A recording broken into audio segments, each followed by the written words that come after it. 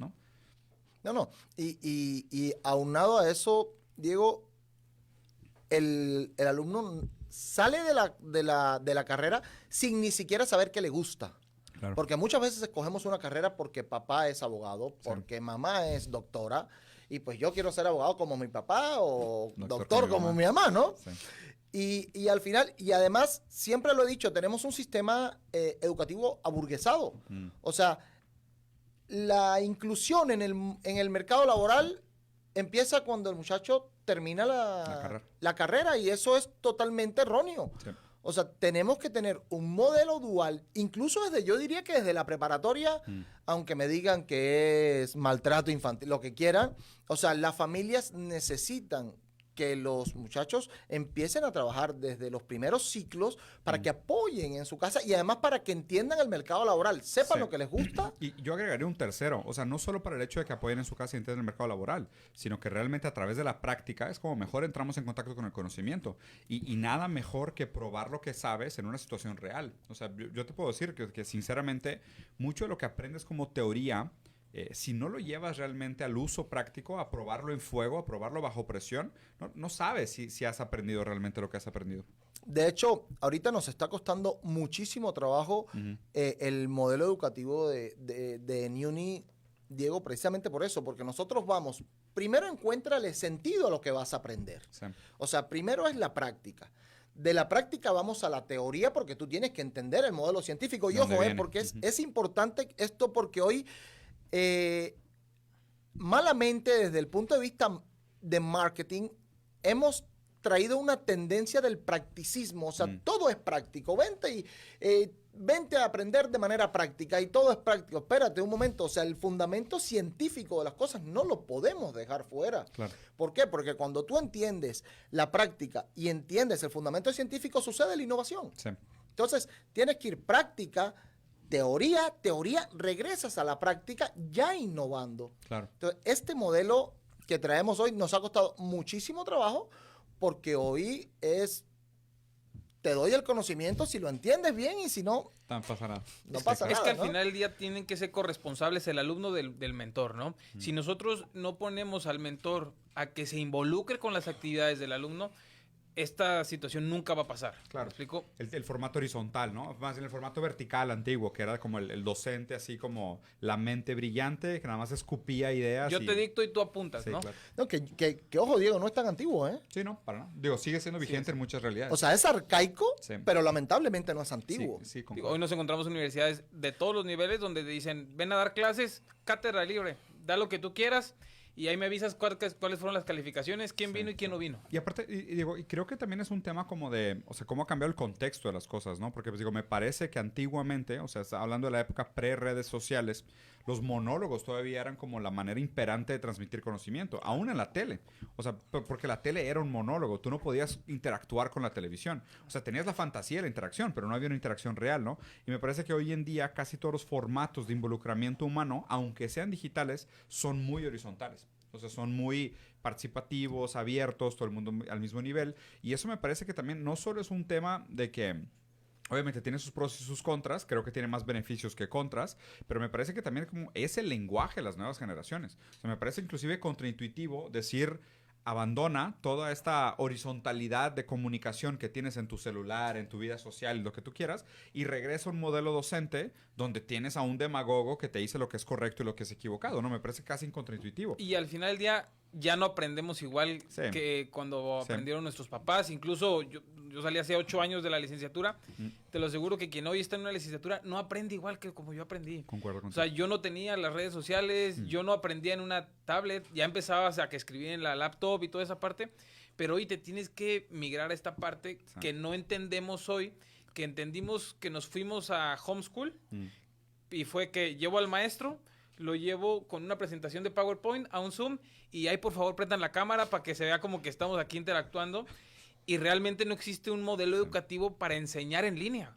Y eso es lo que venimos a hacer nosotros, verdaderamente un modelo educativo creado para que el alumno aprenda. Nativo digital, que no sea un intento de físico hecho digital. Es que hoy tenemos teleclases, hoy no tenemos educación en línea. Sí, concuerdo contigo, exactamente. Hoy tenemos teleclase y como decían hace un momento, históricamente docente ha venido tomando un papel protagónico en el proceso de enseñanza-aprendizaje.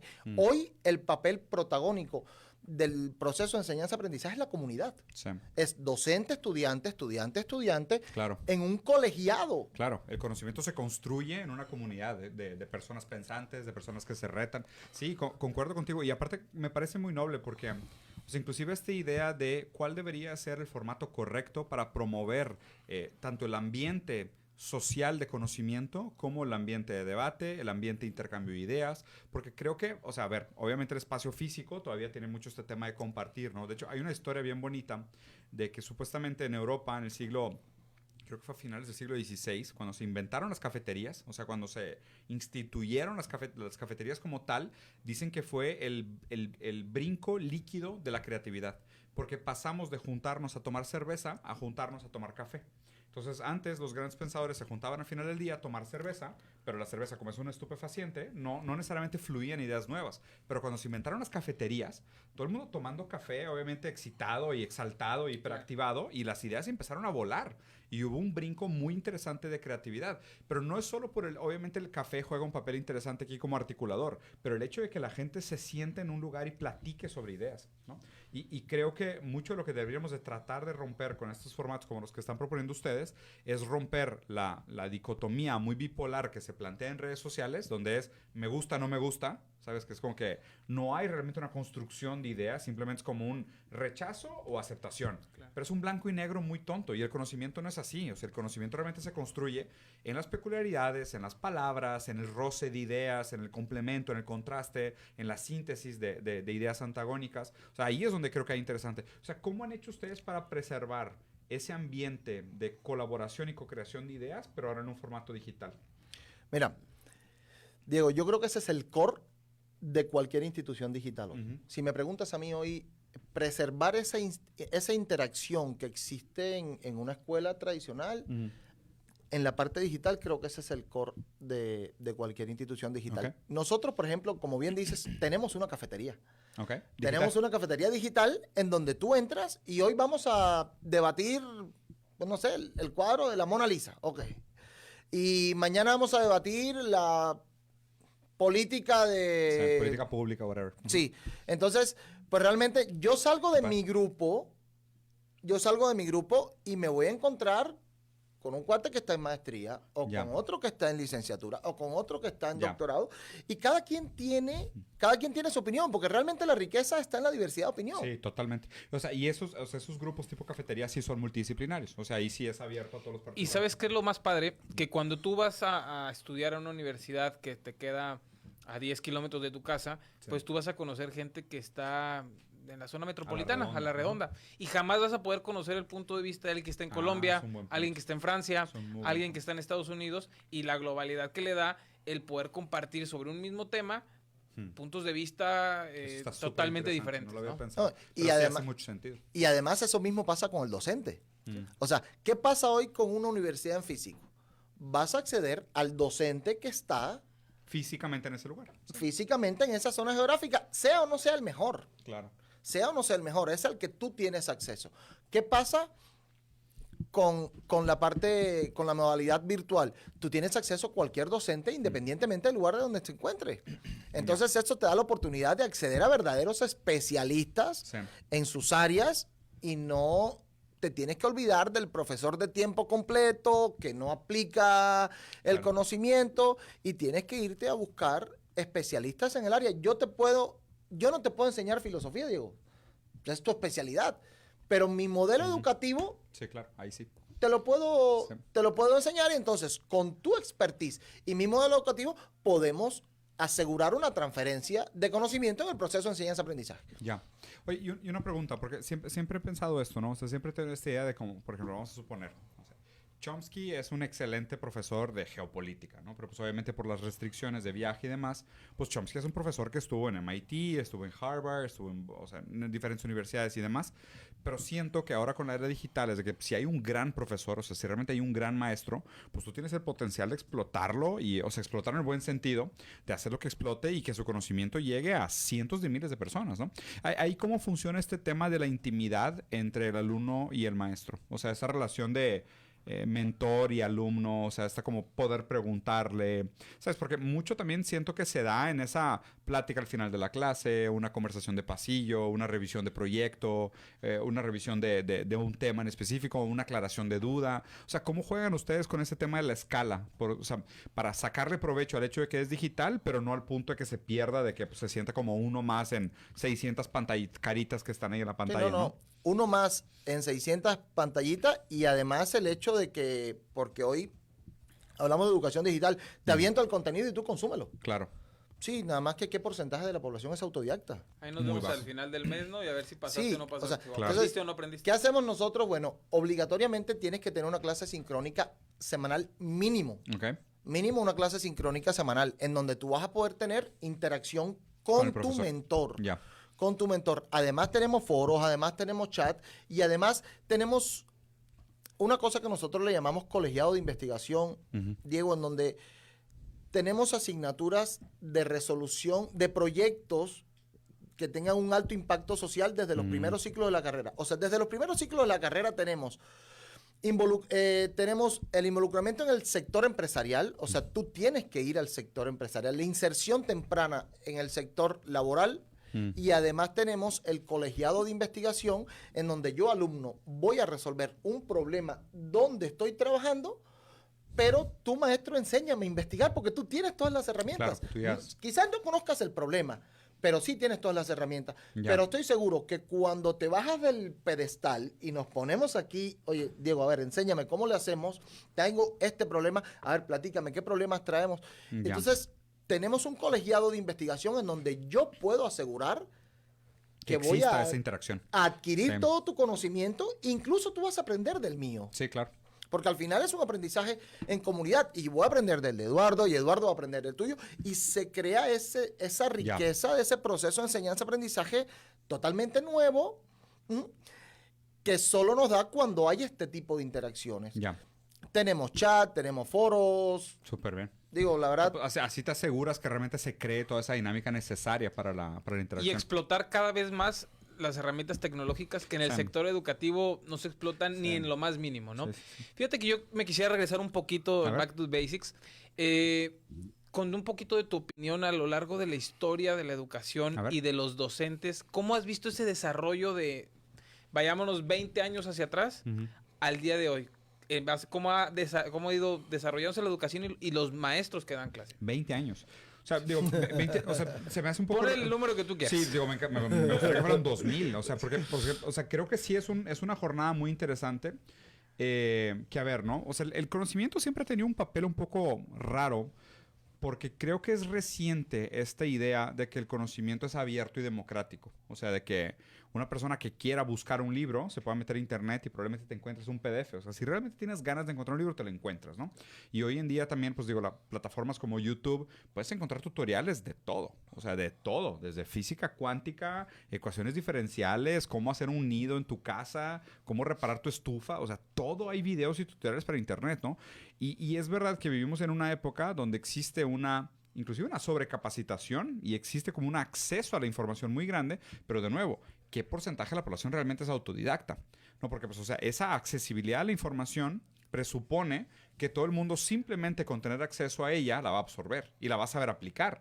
Porque es que creo que el conocimiento no se puede ver como una cosa aislada, sino que inclusive la manera en cómo entras en contacto con el conocimiento cambia el propio conocimiento, ¿sabes? Es muy distinto que alguien te enseñe que la suma, que la raíz cuadrada, la suma de la raíz cuadrada de los catetos es igual a la raíz cuadrada de la hipotenusa, ¿no? O sea, es como que, bueno, te sabes la fórmula de trigonometría, pero pues no sabes cómo llegaste ahí. Es muy diferente que alguien te explique dentro de un círculo dónde está el radio y por qué existe el triángulo dibujado dentro y realmente cómo los ángulos no caben y por qué pues existe esa relación entre las proporciones de los ángulos y que llegues tú a ese conocimiento, ¿no? Versus simplemente aprendiste que esa es la fórmula y la repites por machete y tan, ¿no? Entonces creo que el papel entre el conocimiento, el que recibe el conocimiento y de dónde viene la fuente del conocimiento siempre ha sido una dinámica muy importante. O sea, creo que hacen muy bien ustedes en replantear esta idea, porque parece que ahorita vivimos como en dos mundos paralelos, ¿no? O sea, este mundo arcaico, que aunque esté muy pasado de moda, se sigue ejecutando de la misma manera, que es un docente que es el dueño del conocimiento, que lo imparte de una manera top-down, y del otro lado, este mar de apertura y democratización que presupone que cualquiera es capaz de escuchar a un hindú hablar sobre trigonometría y aprender en un video de 5 minutos, lo cual tampoco es cierto, ¿no? Entonces, me parece peligroso simplemente dejar a la gente a su arbitrio de, oye, pues ahí están todos los videos, hazte garras, aprende tú solo, y por otro lado, pues es que si quieres, la institución sigue siendo la tradicional. Entonces, es como que no, o sea, debería de haber realmente un progreso hacia una manera que usáramos estas plataformas de una manera democrática y responsable, pero aprendiendo y rescatando las mejores prácticas históricas de la docencia para que ahí sí podamos usar estas nuevas plataformas de una manera responsable. Entonces, o sea, creo que es un rol bien interesante todo este tema del conocimiento. Porque, de nuevo, lo que se me hace más raro de este momento histórico, tenemos más acceso a la información que nunca, pero al mismo tiempo siento que vivimos en una de las generaciones peores informadas de la historia. Es Claro. increíble, güey. O sea, esa paradoja me genera en serio mucho desconfort. Claro, pero es que el tema es sencillo, digo, o sea, normalmente, tú mencionabas el otro día en un video que decías que tenemos un vacío de conocimiento generalizado. Y concuerdo contigo y agrego, tenemos un vacío de pensamiento Sí, generalizado. concuerdo. Sí, porque sí. el pensamiento rige, o por lo menos Debería. debería de regir el conocimiento para yo poder saber El criterio. qué consumo, qué no consumo, por qué voy a aprender, por qué no voy a aprender, qué me interesa y qué no me interesa. Y Claro. ponerlo en mi contexto y poder entender cuál es el contexto de otro. Porque al final esa es la finalidad de la educación. La finalidad de la educación es crear una autonomía en el individuo, tanto moral como intelectual. Sí. Y en la parte intelectual es el desarrollo del pensamiento. Sí. Definitivamente. Que tengas un criterio propio. Definitivamente. Sí, creo que es lo más importante. O sea, justo eso, ¿no? O sea, que creo que lo platicamos antes también, que es esta noción de cómo, porque creo que la docencia anterior todavía caía mucho en esta idea como de meter a la gente en estos carriles de pensamiento, ¿no? Y era, o sea, te entrabas a una institución y salías casi formado en una línea de pensamiento. Pero yo siempre he defendido que si algo nos debería de hacer la educación era emanciparnos. O sea, la educación debería liberarte, ¿no? O sea, se me fue el nombre del autor.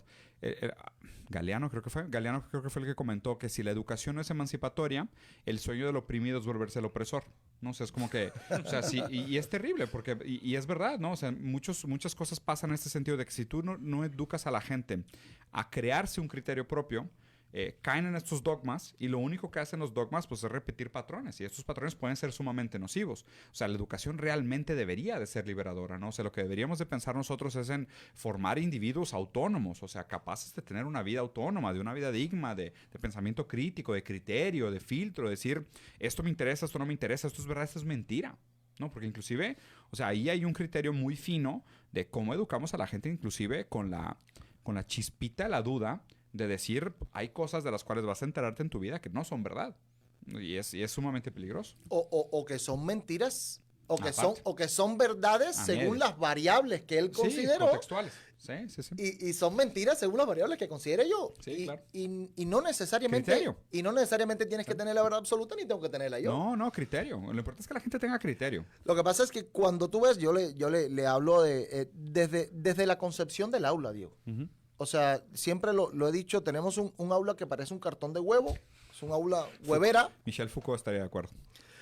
Un aula huevera en donde hacemos pues lotes de empleados. Claro.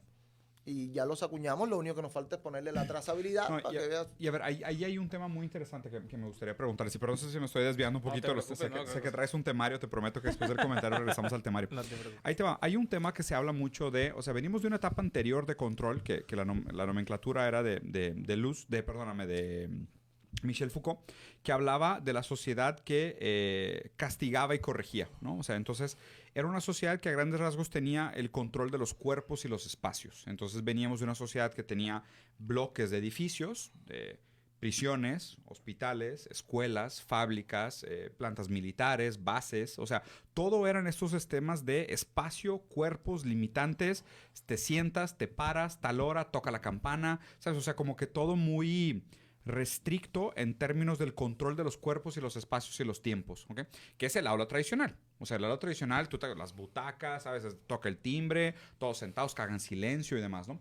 Ahorita estamos en una siguiente etapa de control que se habla del control de los accesos, que esta la mencionas de Luz, y habla más bien de que tenemos más libertad de circulación, de movimiento, mayor libertad sobre nuestro cuerpo, pero hoy lo que se restringe es el acceso. O sea, hoy es como... Tienes oportunidad de entrar aquí, tienes oportunidad de entrar acá. Esto te quita un acceso y te quita otro, ¿no? Y me parece que la educación juega un rol como de filtro, ¿no? Donde tú, desde que naces, estás como encarrilado en un proceso de desarrollo que apunta a una vida autosustentable, a una vida digna, a una vida autónoma. Pero en el camino tienes que cumplir con una serie de filtros. Y a medida que tú no cumplas con uno de esos filtros, pues ya quedas sin acceso a los futuros escalones que vienen después del desarrollo, ¿no? Entonces, a mí lo que me parece sumamente importante del proyecto que ustedes están platicando y lo que me gustaría escuchar su opinión es qué rol juega NUNY en esta idea de la democratización del acceso a la educación. O sea, realmente cómo le podemos hacer para que, como decías, ¿no? O sea, un excelente profesor que tal vez estaba en una muy buena universidad, pues hoy te puede llegar a cualquier lugar de toda Latinoamérica. O sea, ¿cómo peleamos por aumentar el acceso al conocimiento, al buen conocimiento? Mira, te voy a comentar algo que quizás me vaya a salir contraproducente con el resto del gremio, porque esto es... Estamos entre amigos. Esto es un tema complicado, ¿no? Pero realmente tenemos... La educación, existe un mito y es como la ropa, ¿no? O sea, si es cara, sirve, si no es cara... Sí, es mala. Es mala, ¿no? Sí, claro. Y eso realmente es un mito. Lo que pasa es que tiene Concuerdo. un montón de costos ocultos, de cargos, más bien, no de costo, de cargos ocultos 100% de acuerdo. que son para capitalizar a la persona que brinda la educación. Exacto. Entonces, realmente, ¿qué hicimos con Uni? Pagas lo que consumes. ¿Qué consumes? Pues yo consumo el conocimiento de una persona, un especialista, que me va a dar una mentoría, que esa mentoría a su vez me va a dar un valor agregado. Claro. Eso es lo que realmente consumo. No consumes más nada. No Ya. consumes inscripción, no consumes reinscripción, Ya. mucho menos titulación. Esas son capitalizaciones que da Ya. la escuela como negocio y no como instituto formador. Claro, es lo que decías, ¿no? Como la burguerización del sistema educativo. Y acabo de recordar una metáfora que me contaron que me pareció muy interesante, que Harvard es de las marcas más rentables del mundo. O sea, creo que tiene un mayor margen de profit que Gucci. O sea, el markup que tiene Harvard sobre su producto educativo es mayor que el margen de profit que tiene Gucci, por ejemplo. O sea, porque son productos de altísimo lujo, pero justo como comentabas, o sea, ¿realmente lo vale la educación? O sea, creo que cada vez más la gente se está dando cuenta que esos grandes glamours de la educación, pues no son rentables. O sea, no son ni siquiera viables, ¿no? Para la gran mayoría de la población. Y al final del día esto lo que hace es que limitas el acceso a la educación. Exacto, y a la exacto. buena educación. Creas una artificialidad. Porque si una yo barrera. digo, estoy batallando, quiero seguir profesionalizándome, tengo sueños, tengo metas, pero tengo una universidad pública en donde nada más caben 300 personas y Claro. habemos 5,000 personas que queremos entrar. Con el profe que vive en el barrio, que es dedicado a eso, que no hace nada más que eso. Exactamente. Sí. Entonces, cuando creamos NIUNY, nosotros decimos, a ver, es que tienes que pagar lo que consumes. Ujú. No puedes ir pagando por la vida inscripciones, Sí. cuotas de padre de familia, cuota de limpieza y al rato la mensualidad es lo de menos, ¿eh? Creo Sí, que la concuerdo. mensualidad es lo más barato. Sí. Cuando tú englobas todo lo que viene alrededor de cursar un semestre, es donde verdaderamente dices, pues no, se me hace que mejor no estudio y ahí veo de qué me dedico, ¿no? Sí, claro. Sí, no, en Uni de hecho pagas la materia. De hecho, pagas la materia. Es lo único que pagas. No hay más pago. ¿Por qué? Porque todo lo demás es capitalización del centro educativo. Pregunta, ¿y esto apunta como a una propuesta de una educación más modular? O sea, donde eventualmente el alumno pueda armar su propio currículum, su propia ruta crítica de conocimiento. De hecho, mira, nosotros, y qué bueno que lo mencionas, Diego, porque creemos que tú tienes que tener una participación activa Sí. en tu formación. Yo concuerdo. O sea, yo también creo que debe. O sea, Hoy es demasiado pasiva. Hoy te metes y te dicen qué hacer. Sí, no, Sí. te dicen qué hacer y te dicen quién lo va, y Sí. te dicen quién te va a dar la clase. O sea, es chistoso porque tú pagas y te vas a un aula en donde te dicen, ¿qué crees? El especialista de fulano, espérate, pero pero yo no lo escogí. Sí, sí, concuerdo. Y ahí también hay de perfiles a perfiles, ¿eh? O sea, yo me acuerdo, yo sufrí muchísimo en la época de la universidad. O sea, siempre me sentí como muy fuera de lugar, batallaba muchísimo. Y ahora que estudio de manera autodidacta, o sea, me gusta un tema y no lo suelto. O sea, pero es un tema de hambre, ¿sabes? Es un tema de yo quiero entender sobre esto. Y yo creo que a medida que nosotros podamos diseñar estos sistemas, y obviamente con todas las implicaciones, ¿no? Porque creo que el ser autodidacta es de alguna manera un privilegio, es un lujo, ¿no? O sea, necesitas tiempo, necesitas acceso a la información. O sea, mientras más pudiéramos hacer que toda la base de la pirámide, que de manera realmente democrática y generalizada, pudiéramos promover estas herramientas para que la gente diseñara su propia manera de ser autodidacta, yo creo que, como comentabas, ¿no? O sea, qué interesante, imagínate que una persona dijera, oye, estudiando matemática, resulta que me enamoré por la matemática de la música. Pero es algo que, o sea, mínimo tengo que tener la oportunidad de desviarme hacia donde está mi atención para ver si por ahí hay algo que realmente me llama. O sea, por ahí hay algo que me llena, que me motiva, o sea, sabes, que me despierto de la cama diciendo quiero estudiar más sobre esto. En lugar de piloto automático, te toca la clase, 7 a 8, te jodes. Es como que ni siquiera está ahí tu intención y estás obligado, ¿no? No, y además ese es el papel es un papel importante en la educación es esa, o sea, fomentar la curiosidad en lo que vas a aprender. Sí, Encuéntrale sentido a lo que aprendes. Lo que siempre hemos dicho en Uni, del conocimiento lo que importa, ¿no? Claro. O sea, no me llenes de basura, de relleno. Ajá. Dame lo que realmente voy a necesitar. Sí, está buenísimo. Y tú decías, oye, yo soy autodidacta. Sí, pero el problema es, yo te puedo decir, oye, yo también puedo consumir un contenido de manera autodidacta. ¿Cuál es la diferencia, Diego? Es que cuando tú aprendes a pensar, tú puedes consumir un... Claro. Necesitas el herramental básico primero. Sí, concuerdo. O sea, creo que no cualquiera... O sea, hay como un costo de entrada, ¿no? Para llegar a ser autodidacta. Hay un costo de entrada que claro. es el costo del pensamiento. Alguien te tiene que enseñar a pensar. Sí, claro, concuerdo. Y cuando tú el criterio. aprendes a pensar, pues puedes consumir cualquier tipo de conocimiento. Sí. Puedes ser muy selectivo y decir, oye, yo soy autodidacta, yo aprendí. Sí, claro. Pero ya aprendiste a pensar, ya aprendiste a cuestionar. Que ahí está el otro tema, ¿no? O sea, que es mucho como esta idea de... O sea, yo siempre he tenido como esta crítica un poco dura a las universidades, que el índice de éxito de una universidad hoy en día es empleabilidad. Y no necesariamente debería de ser, ¿sabes? O sea, como lo comentaba, o sea, lo ideal sería que la gente estudiara en universidades por un tema de independencia, por un tema de pensamiento crítico, por un tema de criterio, por un tema de una persecución al acercamiento de la verdad. No por, me van a emplear o no me van a emplear. Porque eso me parece que a la larga puede crear una generación entera de gente altamente capacitada y sumamente frustrada.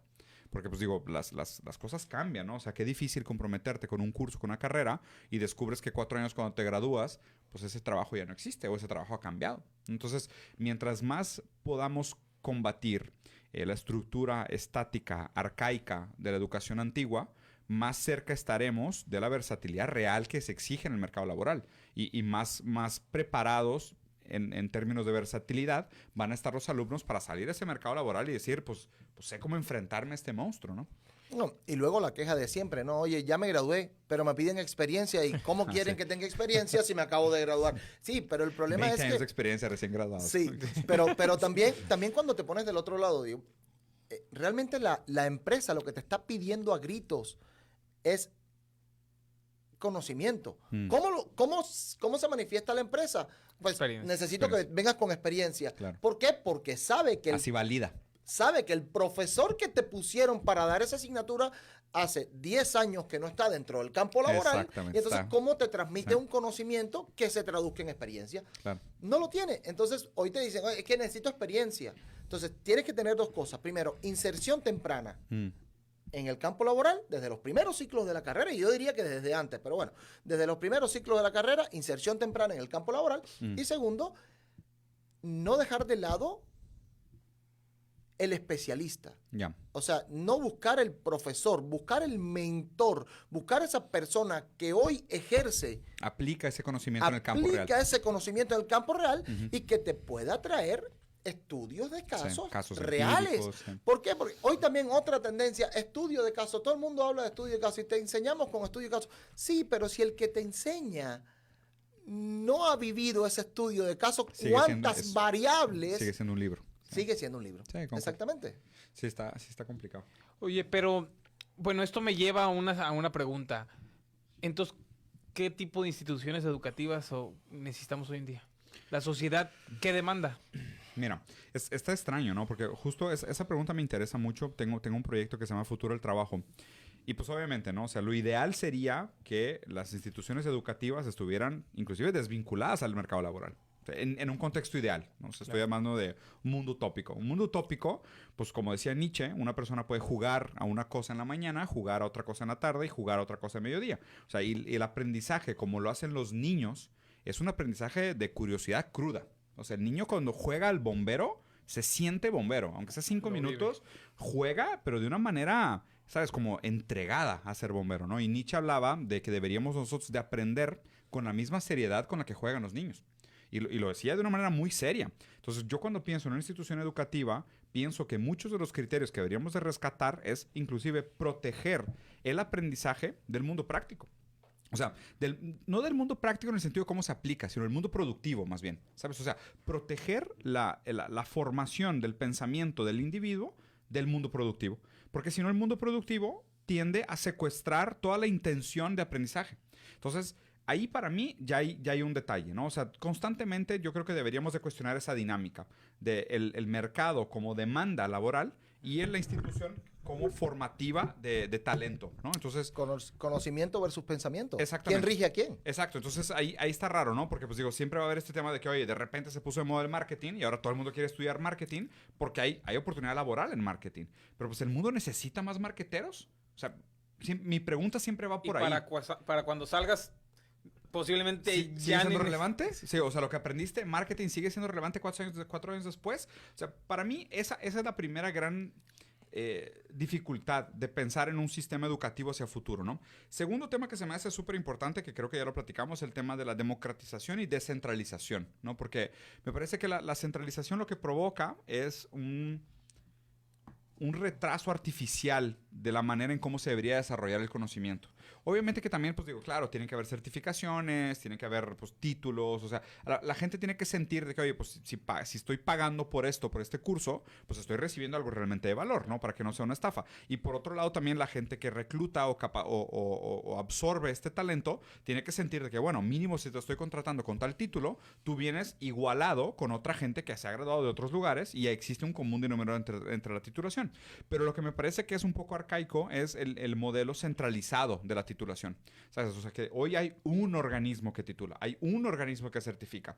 Y de nuevo, o sea, como lo comentabas, pues es que muchas de estas cosas, cuando te piden experiencia, le dan más valor a la experiencia que al título. El título se volvió, pues, una carta bonita, muy cara en una pared, y muchas veces la experiencia vale más que el título. Entonces me parece que lo que deberíamos de migrar es a modelos descentralizados de certificación, donde pudiéramos usar tecnologías como blockchain, como obviamente tokens y demás, para que la gente dijera de que, oye, pues que si yo tengo tanta experiencia en el campo laboral y lo hice durante la preparatoria y la carrera, ya debería de valer para la construcción de mi currículum.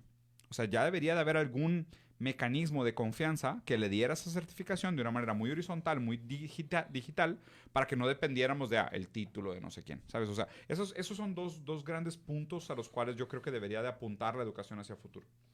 No, y además, inserción temprana en el campo laboral, para que te ayude con ese conocimiento, con esa experiencia que te está exigiendo, pues, el propio campo laboral, vamos. O sea, desde los primeros ciclos de la carrera vamos a insertarnos en el campo laboral. ¿Para qué? Para que el proceso de enseñanza-aprendizaje sea basado en casos reales. Sí, sí. Fíjate que, hablándote como empresario, no sé si te compartas esto. Yo no veo que hoy exista un match entre lo que necesitan los empresarios versus lo que están sacando las universidades. Ya.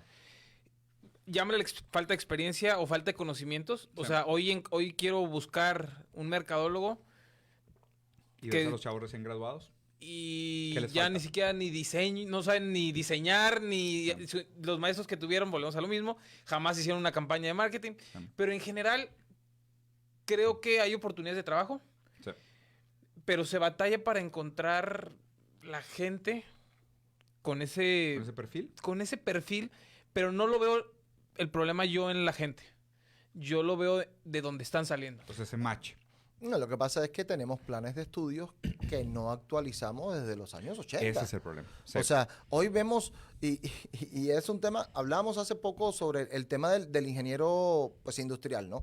O sea, el ingeniero industrial está muy ad hoc para el México del año 80, en donde era un país low cost country y venían las armadoras y necesitaban 200 Maquila. operadores y un cuate tenía que controlar 200 operadores. Está muy bien. Pero hoy el ingeniero industrial, si no tiene conocimientos técnicos, está fuera del campo. Sí, claro. Entonces, ¿quién está evaluando esos planes de estudio y quién está haciendo un update de esos Claro. planes constantemente? Que justo para mí ese es un problema de la centralización, o sea, porque dependes de un organismo burocrático muy pesado, muy anticuado, lleno de manos, lleno de errores humanos, para determinar realmente quién certifica un ingeniero industrial. Cuando, imagínate, si migráramos a un modelo descentralizado de certificación tipo blockchain, pues existiría un feedback de Big Data de cuáles son los perfiles más atractivos para la industria. Ese Big Data retroalimenta a la cadena de blockchain diciendo estos son los talentos más necesarios y esa cadena de blockchain retroalimenta un perfil de cursos y un tronco común para ver cuáles deberían de ser las disciplinas que son más relevantes para el mercado actual en el momento, ¿no? O sea, qué bonito sería si llegáramos a un modelo mucho más modular donde, oye, resulta que tu tronco común que habías planteado en el primer semestre, pues ya para el año 4, pues ya te cambiamos, ya te metimos 2 materias que ni teníamos en el radar, porque se actualizó casi en tiempo real lo que el mercado estaba demandando, ¿no? O sea, por ejemplo, hoy me parece casi absurdo que una persona estudie marketing sin estudiar ciencia de datos. O sea, porque antes todo lo que se hacía de a priorismo del marketing, que era el insight del consumidor, y ¿sabes? Se sacaban esas estupideces de que leían a la gente y era como esta pseudopsicología. Y hoy en día es, no, mi rey, o sea, aquí tengo los reportes de Google, de comportamiento, de ZMOT, de Zero Moment of Truth, de Big Data, de SEO. O sea, tu opinión me vale un pepino. O sea, suenas bien bonito como mercadotecnista, pero no tiene sentido. O sea, hoy es muy raro. Y obviamente la gran mayoría de la gente que está estudiando marketing, deja tú que tengan un tronco común de los años 80, los libros. Los libros siguen siendo libros de antaño. O sea, siguen usando literatura muy antigua para muchos temas que están completamente desactualizados. Yo estudié Derecho hace 8 años. Mi papá tiene 62 años. Ya. Y me dijo, oye, ese libro yo lo llevé. No manches, güey. Déjame lo busco. Mira, no lo compres, aquí Te lo ahorro. tuve. Sí, claro. Sí, no. Y en una de esas hasta compartimos maestro, ¿eh? Ujú. Ese fue el que me dio. Sin duda, sin duda. Sí. Sí, definitivamente el conocimiento tiene que ir actualizado. Sí. Tiene que ir actualizado. Y no solamente dentro de la carrera, sino fuera de la carrera. Completamente. ¿Qué carreras hoy estamos ofertando que son obsoletas? Claro, tú, totalmente. ¿Qué carreras estamos ofertando que son obsoletas? ¿Y qué carrera Deberíamos de tener que deberíamos de tener en el radar que hoy no tenemos? Sí, completamente de acuerdo. Los dos temas me parecen fundamentales para pensar en el futuro de la educación. O sea, justo, ¿no? O sea, están micro y macro. O sea, micro como el punto fino del conocimiento, el libro, el docente, pero a nivel macro también. O sea, ¿qué carreras? ¿Para qué sirven? ¿Qué van a hacer? O sea, ¿qué rol juegan en el futuro de la sociedad? Porque lo interesante de esto es que, a mi entender, ¿no? O sea, y pegándole otra vez como la utopía. Lo ideal sería que nos planteáramos cosas como, ¿qué tipo de sociedad es la que queremos? Esa sociedad, ¿qué tipo de personas necesita? Ese tipo de funciones, ¿qué conocimientos requiere? Eso es lo ideal.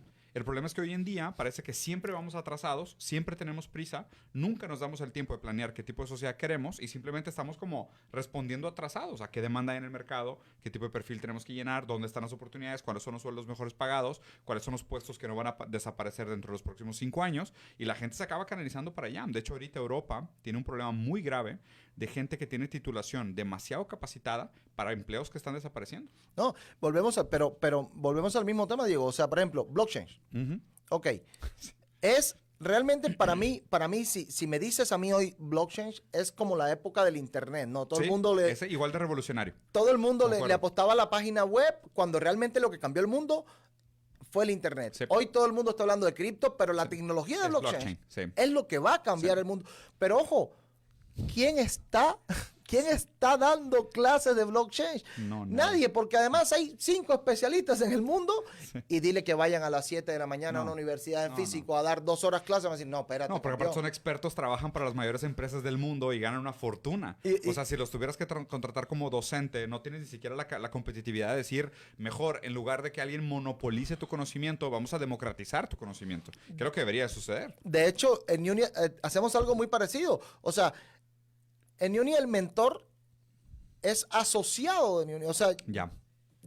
me pagaron por la carrera. Sí, yo funjo como facilitador. Yo te pongo tu Tú modelo conectas educativo. la demanda con la oferta.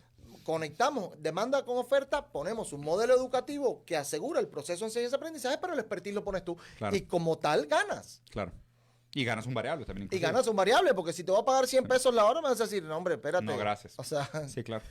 Oye, el riesgo, hay dos temas, ¿no? Que van uno con el otro. El riesgo de la cátedra libre, el impacto tan negativo que puede tener un alumno, y el tema de los profesores del Los tiempo monolitos, completo. sí, claro. Sí, hay un punto fino ahí también bien interesante, ¿no? Porque, o sea, conozco gente, de hecho, uno de los filósofos que más admiro que está vivo hoy aún, Ernesto Castro, que es muy joven, es más joven que yo. Ernesto todavía, o sea, como profesor de filosofía, todavía es el profesor que llega con sus notas, se sienta con sus 20 páginas de notas, empieza a dar la cátedra, no se cae hasta terminar, cuando termina cierra sus libros, se levanta y se va. O sea, es todavía muy, o sea, muy tradicional en su método de enseñanza. Y de nuevo, lo complejo de aquí es entender que pues no todos aprendemos igual. Y inclusive dentro de una misma institución, me parece inclusive saludable que existan diferentes docentes con diferentes características y personalidades, ¿eh? Porque inclusive eso como alumno tú también aprendes distinto. Dices, oye, con este profe, si no pongo atención 5 minutos, perdí todo el hilo de la clase. Pero con este otro profe, tirando madreada media hora, aprendí lo que no aprendí en 2 días. Y obviamente los dos te vas a ir dando cuenta y después a la larga dices, no, es que ¿sabes qué? Es que este vato es el que me gusta. O sea, con él aprendo más. Otra gente va a decir, no, es que yo con él no puedo, me distraje, me perdí y con él sí aprendí muy bien. Entonces lo interesante es ir viendo como, o sea, apostar en la que cada caso es un caso, ¿no? O sea, inclusive en el aprendizaje cada caso es un caso. no, y volvemos al mismo tema. Digo, si hoy yo te preguntara, Diego, ¿cuántos profesores de tus escuelas, no de lo que has consumido autodidacta, ¿no? Sí. Porque ya eso es parte del proceso del pensamiento y Sí. adquisición del conocimiento, ¿no? De tu escuela, ¿cuántos profesores impactaron así que tú digas, de estos, Creo que 2 o 3. te vas a dar cuenta que la estadística Sí. es una miserable estadística? Sí, sí, sí. Literal 2 o 3 de toda mi carrera. ¿Y por qué? Y respondiendo al tema de lo que comentaba Eduardo, o sea, para mí la cátedra libre es un altar a la estupidez. O sea, ¿por qué? Porque primero, la estandarización es la base del éxito de cualquier proceso. Sí. Entonces, no puedes dejar al profesor Al arbitrio. cerrar la puerta y irte a Déjalo. tu casa y decir, bueno, pues déjalo que diga un par de estupideces que impacten en 5 segundos a 35 alumnos. Sí. O sea, eso es una tontería. Y segundo, tú tienes que poder entender como institución, ¿sabes? Que estás dando derecho, ok, estás en la materia de juicios orales, en la clase 7, ¿qué producto tuvo que haber logrado hasta aquí el profesor? ¿Qué producto logró? ¿Qué producto estamos esperando? ¿Y cómo va el desarrollo del estudiante? Sí, claro. ¿Cómo va el desarrollo del estudiante? Tú tienes que ¿Cómo poderlo mides ese impacto? medir. Sí, claro. Tienes que poderlo medir. O sea, si lo dejas a cátedra libre y cierras la puerta y te vas, Nunca pues sabes. mejor apagamos. O sea, eso realmente no está comprometido con la educación. Sí, claro, concuerdo contigo. Ahí mi única resistencia, y digo, voy a pecar un poquito de poeta aquí, y digo, la verdad, esto es más como mi amor por el conocimiento. O sea, si algo tengo de filósofo es esto, ¿no? Porque la filosofía es el amor por el conocimiento. Si algo tengo de ese lado como más poético el conocimiento, es que no todo conocimiento me parece que sea medible objetivamente. ¿Sabes? O sea, y lo digo de la manera más humilde posible. O sea, no lo digo de manera pompante ni rimbombante ni nada. O sea, realmente creo que hay muchas peculiaridades de la manera como absorbemos el conocimiento que escapan a los métodos tradicionales de medición. Y escapan principalmente a la objetividad. ¿Ok? Entonces, ¿a qué me refiero con esto? Hay muchas veces cosas que tú aprendes que ni siquiera sabes que aprendiste. Entonces, creo que cuando una institución rigidiza demasiado el proceso de aprendizaje, tanto el alumno como el docente se vuelven esclavos de las métricas y ya no del conocimiento. ¿Me explico? O sea, como si el conocimiento fuera algo, ¿sabes? Como esta brisa que se escapa entre los dedos, pero obviamente lo que nosotros buscamos es estandarizar a través de procesos para poder replicar, tener un cierto nivel de control, asegurar resultados, asegurar un cierto nivel de calidad. Pero justo me parece que eso es casi como un molde donde creemos que ahí está el conocimiento, pero el conocimiento tiende a escapar. O sea, tiende a ser como ese extra que no cabe en las métricas, que no cabe en los criterios, que no cabe en la objetividad del pensamiento. O sea, muchas veces el conocimiento lo aprendes y sin darte cuenta. Y después te vas a dar cuenta en otro criterio sin medirlo. Y ya en la práctica dices, ay, güey, no sabía que sabía. Y ahora resulta que sé, ¿no? No, y definitivamente. Sí. Y cuando creamos cuando creamos el aprendizaje en comunidad, pues eso lo magnificas. Claro. Eso lo magnifica porque es tu criterio, es el criterio de Eduardo, es mi criterio y el debate, sí. Y el debate hace rico el conocimiento y muchas veces te quedas con cosas que pues te vas y después dices, ay. Claro. No, y no lo digo como algo negativo, ¿eh? O sea, inclusive me parece que, o sea, justo esas peculiaridades de absorber el conocimiento de una manera inconsciente, inclusive diría subjetiva e inconsciente, no deberíamos de buscar medirlas, objetificarlas, ¿sabes? Parametrizarlas, ponerlas en un sentido utilitario. O sea, no me parece ni siquiera necesario, porque creo que justo ahí es donde está realmente el valor del conocimiento. O sea, el conocimiento cuando va más allá de lo que uno sabe que aprendió, ¿no? O sea, en aquellas cosas que ni siquiera sabes que aprendiste y te cambiaron toda la vida y no te diste cuenta. A lo mejor imitaste un hábito de un colega o una frase o una manera de ver el mundo o una manera de dudar de las cosas y eso lo aprendiste casi de manera holística, como mímica, magia, osmosis, lo que tú quieras, pero ese aprendizaje también fue igual de valioso que todos los otros que sí son paramétricos. No. Y si a eso le sumas que muchas veces no sabemos cómo aprender. Exactamente. Oye, Diego, perdón. Dale. ¿Me debes la respuesta? Perdón, sí. Sí, porque ya siguen las preguntas, de hecho. Sí. Tenemos ahí bastantes preguntas. Date. ¿La educación es la cura o no es la cura para la pobreza? Definitivamente no. Pero, ahí te va, es un gran pero. O sea, no es la cura de la pobreza, ¿por qué? Porque, o sea, sí es verdad que, o sea, somos la generación más educada de la historia y tenemos serios problemas de pobreza aún. O sea, ha aumentado la educación, pero la pobreza no ha disminuido proporcionalmente a la medida que ha incrementado la educación. ¿La educación es un criterio para combatir la pobreza? Definitivamente sí. Pero el problema es que no la puedes analizar ceteris paribus. O sea, no la puedes analizar en el vacío. La tienes que analizar de manera contextual. Si tú produces una generación altamente educada sin empleos, generas frustración. Entonces, más bien lo que debería de haber es una proporcionalidad entre la capacidad educativa que tienen los jóvenes y realmente la empleabilidad o la oportunidad de desarrollo. Y a ver, y te la pongo así de fácil. Tampoco sirve el hecho de que los sueldos estén estancados de hace años y que estamos precarizando la situación laboral a través de gig economy desde hace décadas, desde los años 70, ¿no? Entonces, tenemos una generación de gente brillante manejando Rapis y Ubers y que no pueden hacer realmente lo que les apasiona, lo que les gusta. Entonces, para mí, los índices donde se tiene que ver realmente si la educación tiene una función o no es en movilidad social. Y en movilidad social los índices son terribles. O sea, venimos de años 40, 90% de probabilidad que te fuera mejor que tus papás, 2000, 8% de probabilidad que te vaya mejor que tus papás. Y estamos más educados que nunca. Entonces, realmente la educación combate la pobreza. En algunos ejes, yo creo que en algunos análisis puntuales te podría decir que sí. La probabilidad de que tengas, o sea, dentro de esa pequeña movilidad social que existe, que se ha hecho cada vez más pequeña con el tiempo, la gente que sí logra ser el caso de éxito es la gente que apuesta en educación, la gente que se contrapone al sistema, lo que tú quieres. Sí, o sea, ellos como casos individuales. Pero si tú analizas macro, sistema, economía, no es suficiente. O sea, mi respuesta es que no es suficiente. Jorge. Mira, yo concuerdo con Diego, aunque creo, hay estudios que comentan que la educación es un factor de movilidad social. Sí, sí lo es. No es el único factor de movilidad social, definitivamente no. Es un factor de movilidad social. Lo que pasa es que la educación, como la conocemos hoy en un sistema arcaico, sí, pues realmente demerita el tema de la movilidad social. Claro. Mucho. Demerita el tema de la movilidad social. Y eso que ha habido cierto movimiento, porque desde en el año 64, 64, 67, por ahí, en los años 60, se hicieron un par de estudios, el de Coleman y el de otro estudio, no me recuerdo bien, en donde hablaban de que los negros y los latinos no aprendían igual que la clase blanca, que los hombres de negocio, ¿no? Por llamarlo, pues en la traducción... White collars. White collars. Entonces, afortunadamente estudios demuestran con creces que eso es totalmente falso, porque además ellos planteaban, no importa el tipo de profesor que tengas, si no eres de un estatus social alto, no vas a aprender. Sí. Afortunadamente eso ya quedó en el pasado, pero creo que aún hoy estamos en un tema de crisis educativa en donde tenemos un sistema arcaico que tenemos que cambiar. Sí. Que tenemos que cambiar. Y hoy me asusta cuando la gente me dice, es que ya va a haber el regreso a la normalidad. Y yo le digo, no, es que no es el regreso a la normalidad. Por favor, no, estuvo horrible. Es el regreso a la anormalidad. Sí, claro. Es el regreso a la normalidad, es el regreso a un sistema tradicional de proceso de enseñanza-aprendizaje en donde el profesor sigue jugando el papel protagónico y el resto Claro.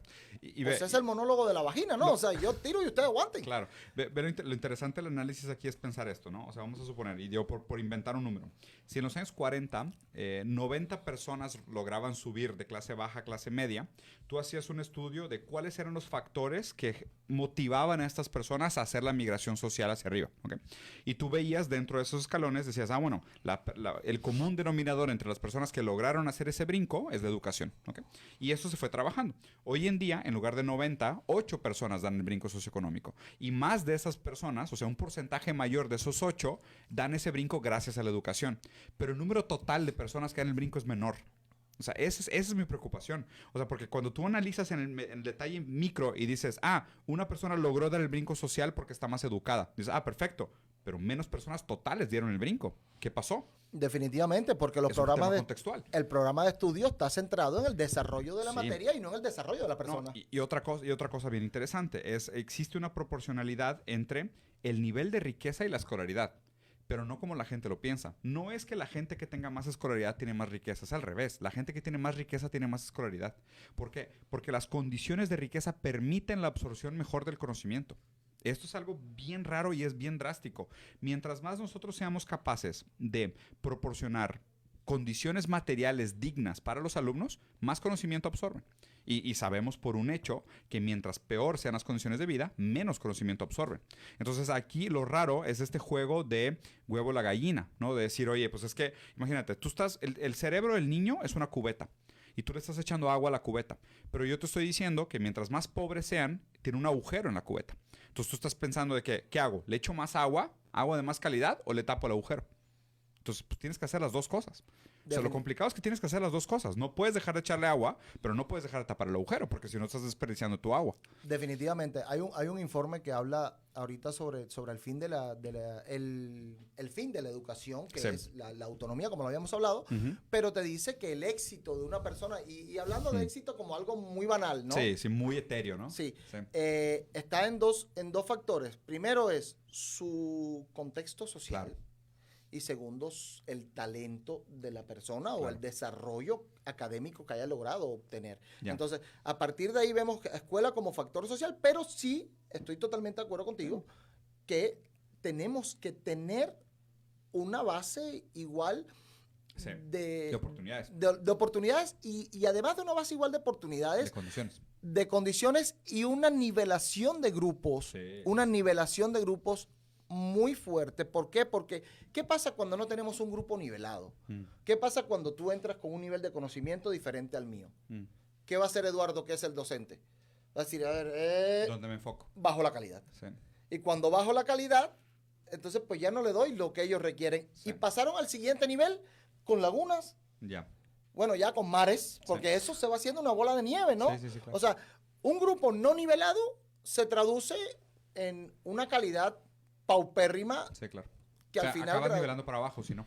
Acabas nivelando para abajo, exactamente. Acabas nivelando para abajo porque el docente dice, pues yo bajo la calidad.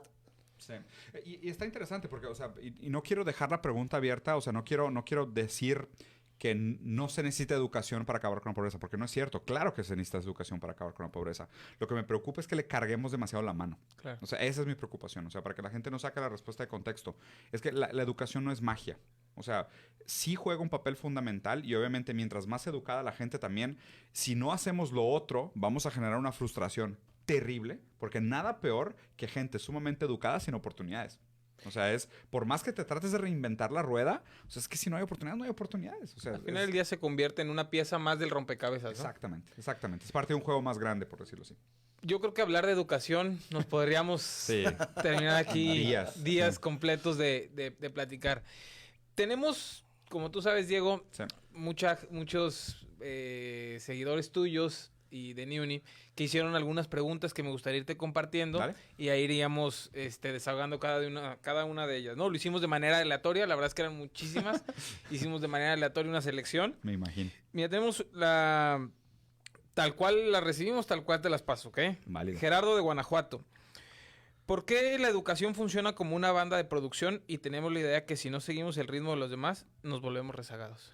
Sí, hay un tema ahí muy interesante que es el tema de las generaciones, ¿no? O sea, que inclusive también hablar, por ejemplo, de las etapas de maduración neurológica es algo que se ha venido estandarizando durante muchos años, ¿no? Y se ponen esos criterios como hablas a los 2 años, caminas al año, a los 8 tienes uso cognitivo, ¿sabes? Y como que esa todavía es un rezago de la época de las fábricas de empleados, donde realmente eran fábricas de obreros, ¿no? Y era muy interesante porque inclusive la lógica de las generaciones tiene no solo que ver con la etapa de desarrollo biológico de los cuerpos, sino que tiene también que ver con la caducidad del conocimiento y los obreros que se retiran.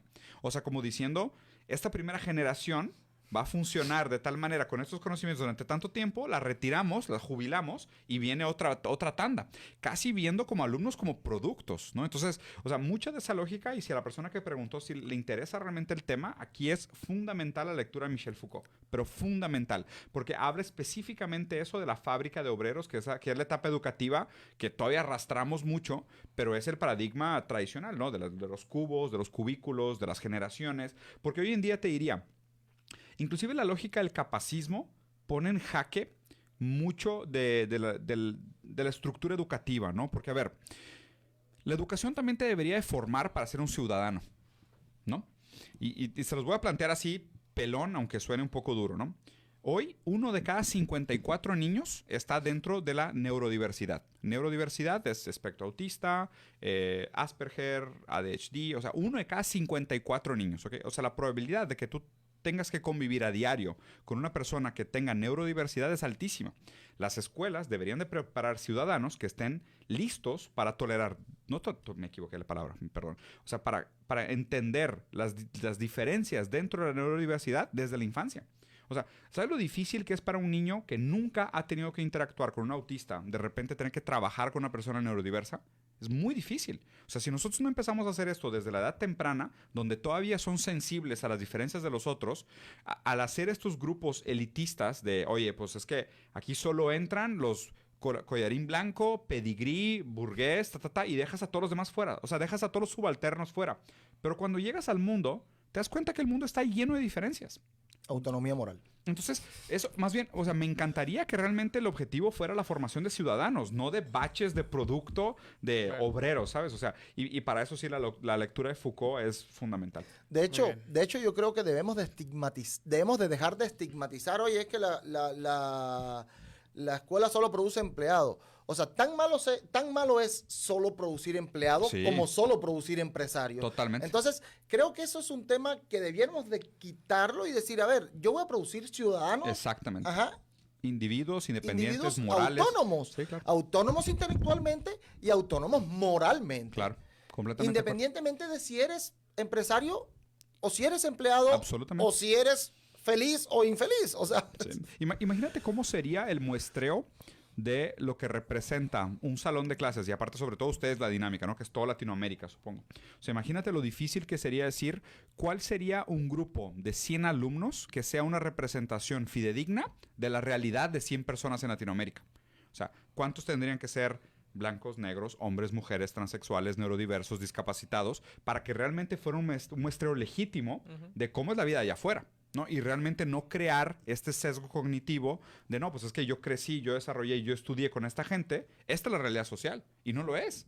O sea, y esto no lo es, ni siquiera es funcional. O sea, más bien es como desde ahorita deberías estar preparado para estar inserido en una realidad que es mucho más representativa de lo que realmente va a ser tu día a día. Y para eso viene muy ad hoc el tema de la educación en línea, porque hoy, o sea, cuando tienes una escuela física, es tu realidad. Región. De tu región. Sí, es un sesgo pesadísimo. Y cuando estás hoy en una institución en línea en donde puedes tener una persona de España, otra de África. Sí, claro. O sea, realmente, primero aprendes a tolerar. Sí, claro. Y aprendes a entender que pueden pensar diferente a ti, porque sus condiciones son diferentes a las tuyas. Exacto. Entonces, ahí empieza la diversidad y empieza la riqueza y empieza un proceso de enseñanza-aprendizaje rico en opiniones. Sí, absolutamente. Tenemos otra de Hipólito Arellano, de Culiacán, que nos dice que es estudiante en doctorado en educación. ¿Qué opinas del fenómeno homeschool y on-school, que cada vez hay más gente que lo practica en México y a nivel mundial? Híjole, se me hace bien raro. O sea, te soy sincero. Yo creo que, o sea, una parte importante, depende de la edad, ¿eh? O sea, creo que depende mucho de la edad. pero sobre todo en niños más pequeños, me parece que la capacidad de aprender de un tercero es muy importante. O sea, yo todavía veo la formación de carácter de los niños como algo muy mimético, ¿no? O sea, mientras paso más tiempo con una persona en específico, adquiero rasgos y comportamientos de este otro, ¿no? O sea, por todo lo que existe de la subjetividad, del espejo, el deseo del otro, o sea, todo lo que decía Freud y Lacan y demás.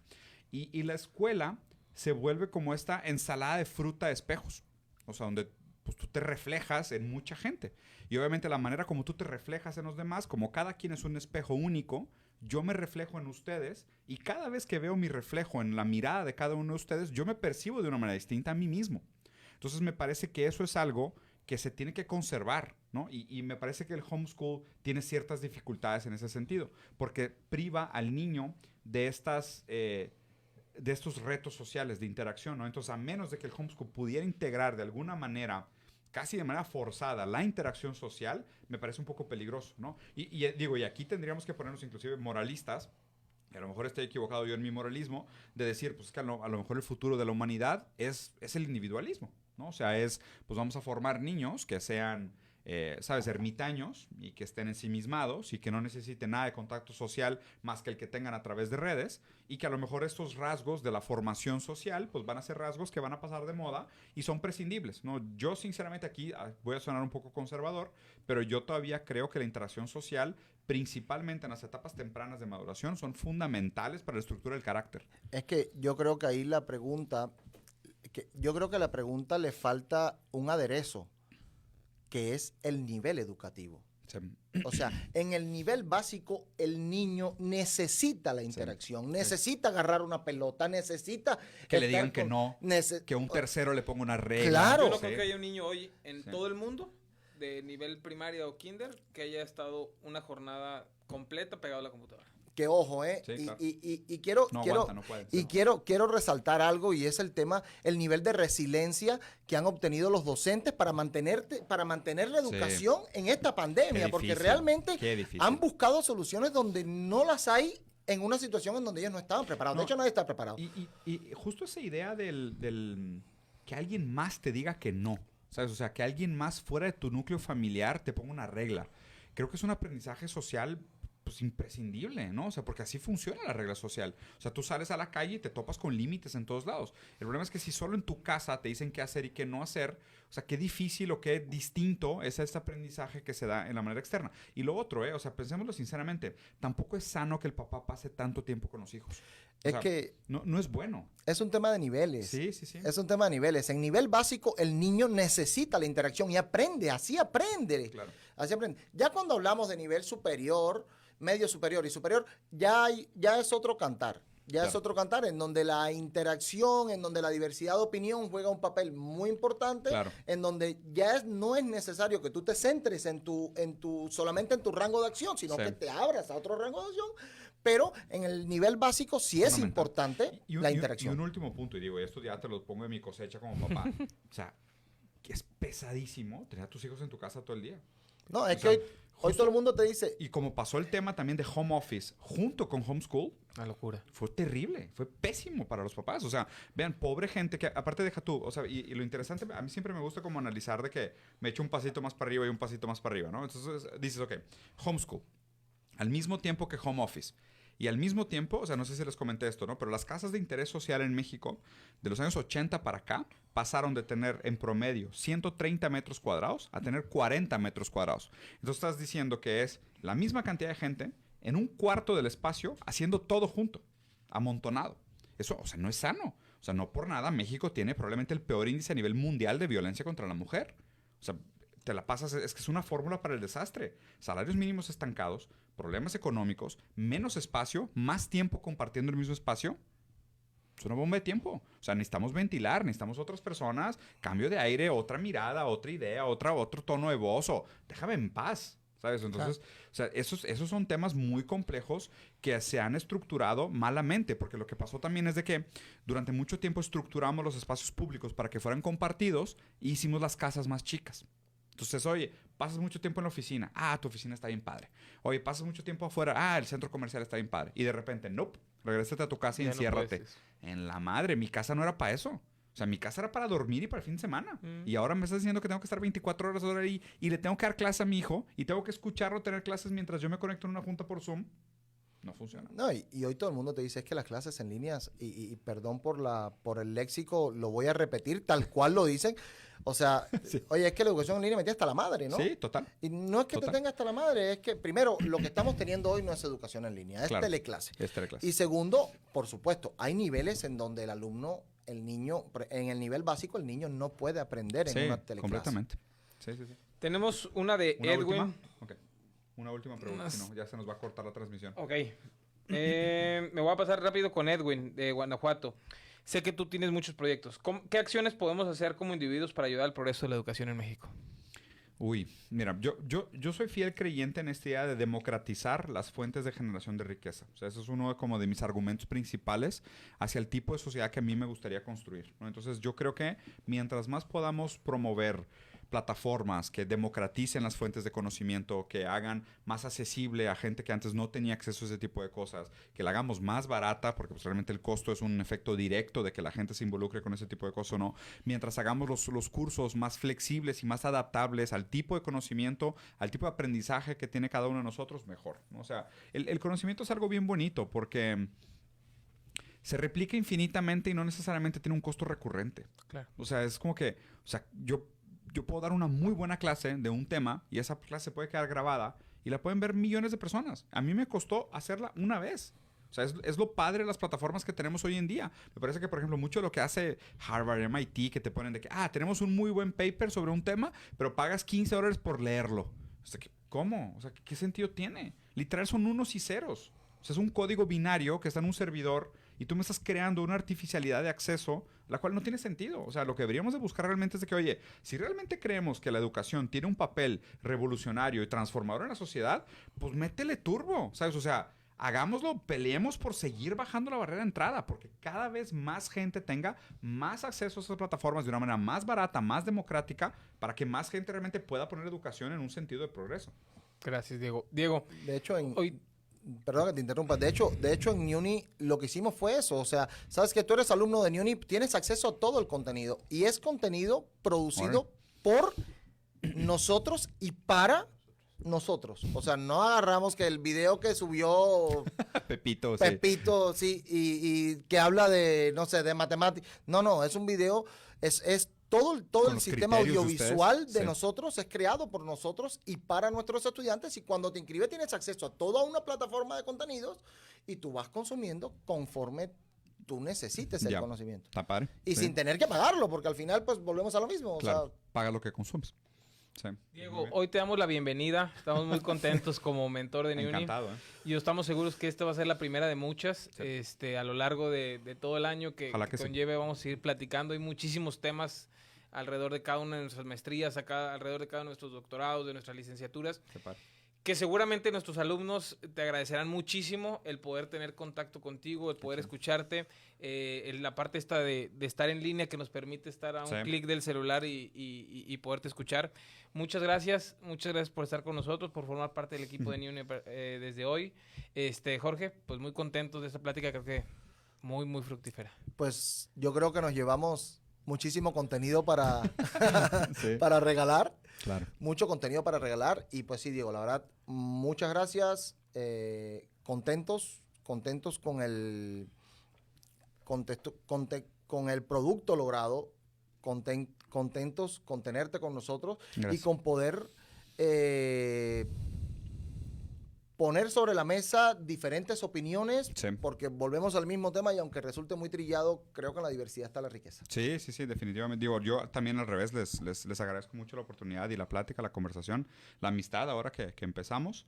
Encantado de participar y colaborar. Digo, la verdad es que qué valientes ustedes de invitar a una persona con opiniones tan controversiales. La verdad es que tienen toda mi admiración y mi aprecio y tienen mi compromiso para que esto sea algo grande. Definitivamente. Y la verdad es que te invitamos porque vamos en la misma línea en muchos aspectos. Yo también lo creo. Definitivamente vamos en la misma línea en muchos aspectos. Y pues nada, pues muchísimas gracias, hombre. Pues por aquí nos vamos a estar viendo. Saludos a todos. Nos vemos. Gracias. ¿Corte? ¿Cuánta gente total?